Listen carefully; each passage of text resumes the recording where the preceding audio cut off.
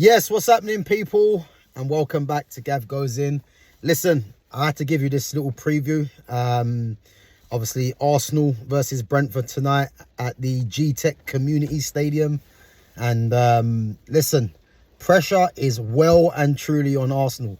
You know, the amount of fans, Arsenal fans, that have been replying back to me in my comments, etc., saying to me, you're a hater, you know, we're going to win the league, we're going to do this, we're going to do that, yeah. And all I would say is that fan base is well and truly rattled. I'll tell you this now, yeah, City are 3 points behind, yeah, with City have to still play Arsenal.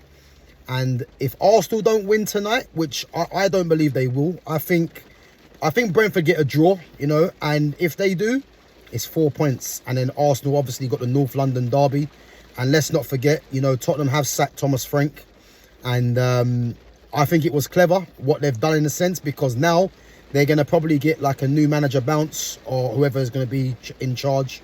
You know, it might be a caretaker, who knows.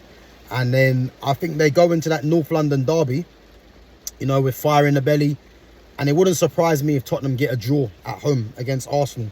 You know, so Arsenal have got, let's face it, two difficult games, you know, against Brentford and then obviously the North London derby in the Premier League. And I definitely can see them dropping points. And I think whatever game they drop points in is going to mean problems for them. Because if you look at City, have got to play Newcastle at home, yeah, in their next league game. And they play before Arsenal plays. So again, if Arsenal don't beat Brentford and then City beat Newcastle, then it's down to 1 point before they go and play the North London derby. And this is what I'm trying to tell you. And City still got to play Arsenal. So pressure is well and truly on. And yeah, man, I'm looking forward to it tonight. You know, I think how will both teams line up? I'm not sure about the injuries in terms of Arsenal. I'm not sure if the likes of Saka or if who else is out injured. I think there's someone else that might be out injured. I can't remember. I'm not sure if they're back. But you'd expect them to go with, obviously, David Raya in goal. The back four of Yuri Timber, Saliba, Gabriel. And I think Hincapie probably plays left back. Because I think they'll probably look at Hincapie as having the physicality and the pace to deal with Dango Utara. And then midfield, obviously, it's going to be Zubimendi, Declan Rice. I'm not sure if Odegaard's injured. I don't know if Odegaard's injured. Because they could play Kai Havertz in there as well, because I know he played last game. But I'm going to say it's going to be Declan Rice, Martin Zubimendi, and I think they probably play Odegaard. If Odegaard's not fit, they might play Kai Havertz again, which means that there's no starting place for Eze. And I think Eze must be looking at this thinking, you know, why did he choose to come to Arsenal? Because these are the kind of games, you know, where they're crucial games for the season that he'd probably be hoping to figure in. But I don't think Eze starts. I think Havertz might get the nod. Or he could play Havertz up top and play Eze in the 10. Who knows if Odegaard's not fit. Out wide, you know, as I say, I think Saka's still out. So Madueke will play probably on the right-hand side. And then on the left, I think he probably goes for Trossard, you know. And then up top, you're probably thinking Gyökeres, as he got 2 goals against Sunderland in the last game. So I think that's how they're going to line up. I think Brentford, you know, obviously they got no Kevin Schade. Schade's suspended. I think he's got 1 or 2 more games that he's out for suspension. But obviously in goal, you know, they're going to have Calvin Kelleher in goal, ex-Liverpool. The back four, you know, I think Rico Henry probably plays. And I think Rico Henry up against Madueke on that side, you know, I think that's going to be a good battle. And then obviously right back, you got Michael Coyote. And again, he's going to be a threat with his long throws. Centre backs, I think the captain, Nathan Collins. And then I think alongside him, I think it's been, is it Christopher Ayer, I think his name is. You know, I think he might play alongside him. I don't think Pinnock, he's got Pinnock as well. I don't think Pinnock's going to play. So I think it might be Ayer, or it might be someone else alongside Collins. And then in midfield, you know, I think they're going to play Jordan Henderson and Vitaly Janelt, you know, and they're going to provide you know, that defensive base for the attackers to go and thrive.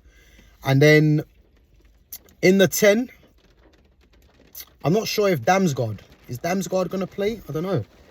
I don't know if Damsgaard has been playing. So I think they might play Jensen in there. You know, so I think either Damsgaard's either injured or off form. So I think they might go with Jensen. And I think Jensen's played in the last 2 league games for Brentford where they've won. So they might just keep the same team. And then moving forwards, obviously there's no Sharda, but this is where it gets interesting. As I said, I think Keane Lewis Potter plays on the left-hand side. And I think although Sharda, they're going to be missing his pace and his threat from getting goals as well. But I think Lewis Potter might offer a different threat. And, you know, he's quite up and down as a player, you know, up and down that pitch. So he might provide the defensive cover on that side to help out Rico Henry, as well as being, you know, a problem for Urian Timber at right back. So I think he plays there. And then this is where I think they can win the game with the 2 players that we're going to go through. You know, Dango Utara is someone that replaced Brian Mbeumo. And for me, Dango Utara is underrated for me, you know, formerly of Bournemouth, you know. But I think he scored in his last 2 games. And again, he's going to provide a threat out there. So this is why I think Nkapia is going to play to try and contain him.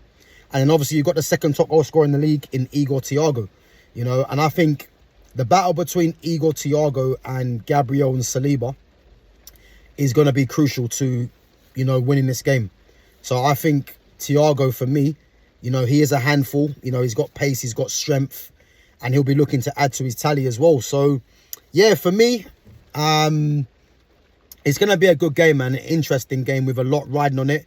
And again, Brentford, you know, if Brentford are looking at Europe, they'll be looking at this game, you know, as if they win it, you know, it might be a bonus 3 points for them, you know, but that will help their European credentials. And obviously with Arsenal, you know, they're 3 points ahead of Man City now. And they're going to need to definitely win this game to try and, you know, realise the title for what? Plus 20 years. It's not going to be easy.